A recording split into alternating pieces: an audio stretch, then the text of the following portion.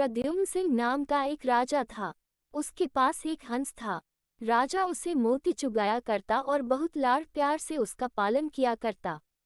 वह हंस नित्य प्रति सायंकाल राजा के महल से उड़कर कभी किसी दिशा में और कभी किसी दिशा में थोड़ा चक्कर काट आया करता।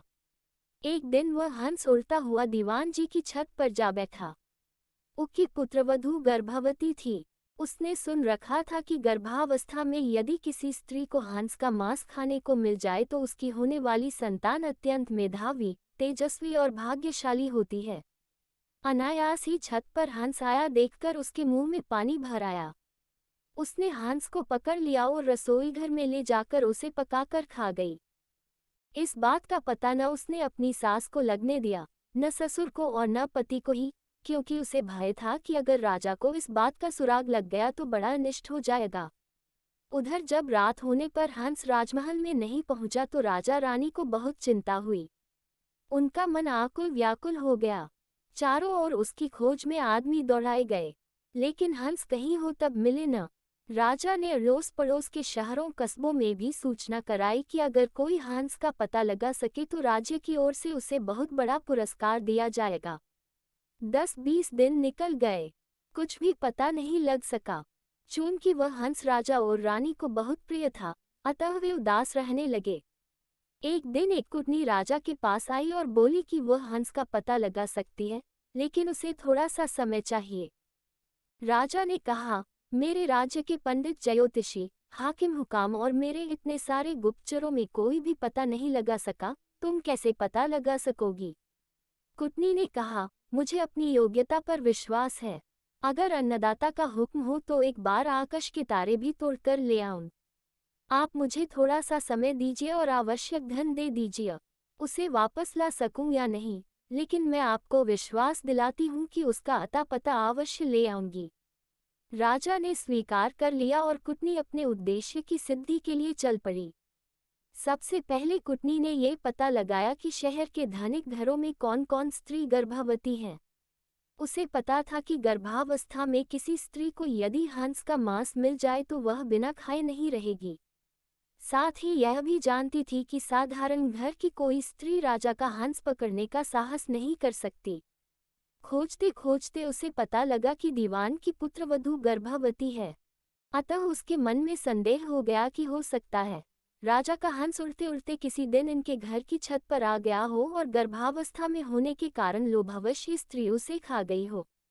कुटनी ने सोचा, किसी भी स्त्री के साथ निकटस्थ मैत्री करने के लिए उसके पीहर के हालचाल जानना आवश्यक है। इसलिए कुटनी उसके पीहर के गांव पहुंची।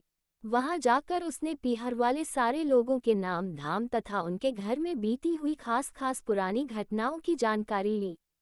उसे पता लगा कि दीवान जी की पुत्रवधू की बुआ छोटी उम्र में ही किसी साधु के साथ चली गई थी और आज तक लौटकर नहीं आई है। उसने सोचा, अब दीवान जी के घर जाकर उनकी पुत्रवधू की बुआ बनकर भेद लेने का अच्छा अस्त्र अपने हाथ आ गया। वह दीवान जी के घर गई। उनकी पुत्रवधू के साथ बहुत स्नेह ममत्व की बात करने लगी और बोली, बेटी, मैं तेरी बुआ हूँ। हम दोनों आज पहली बार मिली हैं। तुम जानती ही हो कि मैं तो बहुत पहले घर छोड़कर एक साधु के साथ चली गई थी। हाल ही में घर लौटकर आई और भाई से मिली तो उसने बताया कि तुम यहाँ ब्याही गई हो और तुम्हारे ससुर राज्य के दीवान हैं। ये जानकर मन में तुमसे मिलने की बहुत उत्कंठा हुई तो यहाँ चली आई।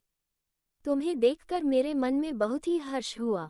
भगवान तुम्हें सुखी रखे और तुम्हारी कोख से एक कांतिवान तेजस्वी पुत्र पैदा हो।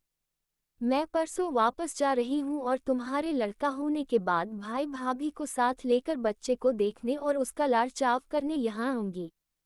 दीवान की पुत्रवधू ने अपने भोलपन के कारण उसकी बातों का विश्वास कर लिया और बोली, बुआ जी, आप आई हैं तो 10-20 दिन तो यहाँ रहिए। जाने की इतनी जल्दी भी क्या पड़ी है?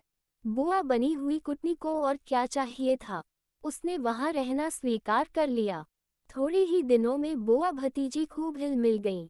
एक दिन बातों ही बातों में बुआजी ने कहा, बेटी, गर्भावस्था में किसी स्त्री को अगर हंस का मांस खाने को मिल जाए तो बहुत अच्छा परिणाम निकलता है। उसके प्रभाव से होने वाली संतान बहुत ही तेजस्वी और कांतिवान होती है। किंतु हंस तो मानसरोवर छोड़कर और कहीं होते नहीं, इसलिए ये काम पार पड़े तो कैसे पड़े। ये सुनकर उसने अपने हंस खाने की बात बुआजी को सहज भाव से बता दी। सुनकर बुआ ने कहा, बेटी, यह अचरज की बात है कि तुम्हारे यहाँ राजा के पास हंस था। तुमने जो कुछ किया वह बहुत अच्छा किया, किंतु तुम्हें किसी के सामने इस घटना का जिक्र नहीं करना चाहिए। मेरे सामने भी नहीं करना था, लेकिन खैर, मुझसे कही हुई बात तो कही जाने वाली नहीं है, इसलिए जिक्र कर दिया तो भी कोई बात नहीं। कुछ दिन और बती गए, तब कुटुतनी ने कहा, बेटी, अगर भगवान के सामने तुम हंस खाने की बात स्वीकार कर लो तो हंस की हत्या का पाप तो सिर से उतर ही जाएगा, सुपरिणाम भी द्विगुणित होगा। मंदिर के पुजारी से कहकर मैं ऐसी व्यवस्था कर दूंगी कि जिस वक्त वहां तुम सारी घटना बताकर अपराध स्वीकार करो, उस वक्त पुजारी भी वहां नहीं रहे तथा और भी कोई न रहे, हम दो ही रहेंगी। उसने ऐसा करना स्वीकार कर लिया। कुटनी लुक छिपकर राजा के पास पहुंची और बोली, आपसे वायदा किया था, उसके अनुसार हंस का अता पता लगा लाई हूं।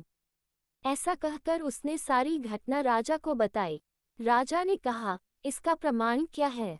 वह बोली, फला दिन आप मंदिर में आ जाएं और हंस खाने वाली स्त्री की स्वीकारोक्ति स्वयं अपने कानों सुन लें। राजा ने ऐसा करने की हाँक भर ली। नियत दिन समय से कुछ पहले पूर्व योजना के अनुसार कुटनी ने राजा को एक जरा ऊंचे स्थान पर रखे हुए एक बड़े से ढोल में छिपा दिया और बुआ भतीजी मंदिर पहुंची।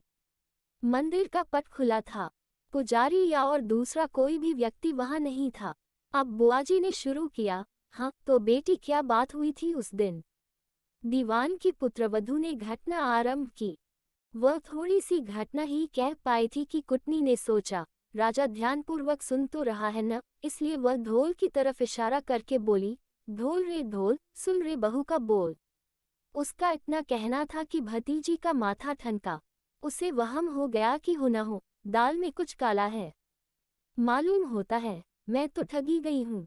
वह चुप हो गई। बुआ बोली, हाँ तो बेटी, आगे क्या हुआ। इस पर भतीजी बोली, उसके बाद तो बुआजी मेरी आंख खुल गई, सपना टूट गया। ज्यों ही भतीजी की आंख खुली, त्यों ही बुआजी की आंखें भी खुली की खुली रह गईं। उसके पांव तो भतीजी से भी भारी हो गए और उसके लिए उठकर खड़े होना भी मुश्किल हो गया।